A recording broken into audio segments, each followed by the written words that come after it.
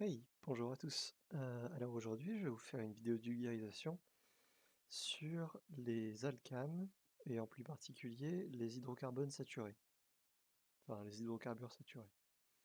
Alors je vais d'abord vous montrer un atome de carbone. On voit qu'il peut avoir seulement 4 liaisons covalentes.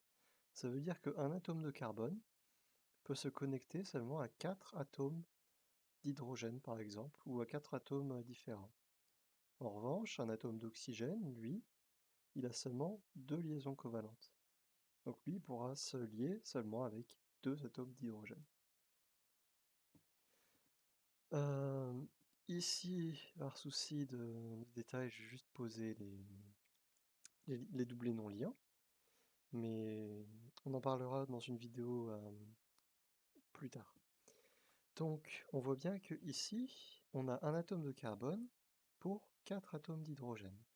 Donc ça, c'est du méthane. Meth pour 1.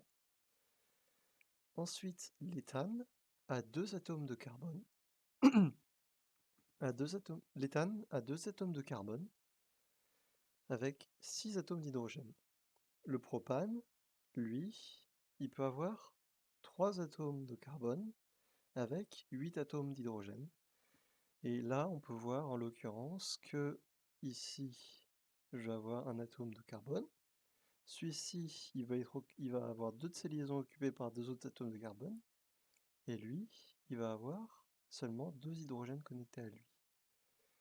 Le butane, c'est la même chose, sauf que dans la petite parenthèse, ça veut dire que je vais avoir 2 fois la connexion avec du CH2. Donc je vais avoir CH3, petit tiret, CH2, petit tiret, CH2, petit tiret, CH3.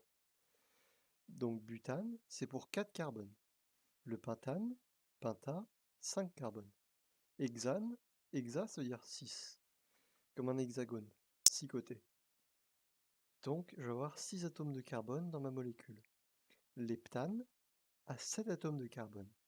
L'octane, comme un octopus, en a 8. Le nonane a 9 atomes de carbone. Le décane, pour 10, va avoir 10 atomes de carbone. On peut voir 2 atomes de carbone sur les côtés et 8 atomes de carbone au centre. L'undécane, ça va donner 11 atomes de carbone. Le dodécane pour 12 et le tridécane pour 13. Bon, cette vidéo était très courte et pas très intéressante pour une première vidéo, parce que c'est seulement les hydrocarbones saturés. Mais dans la vidéo suivante, je pense que je couvrirai les cycles carbonés. Donc par exemple, celui-ci, avec 3 carbones.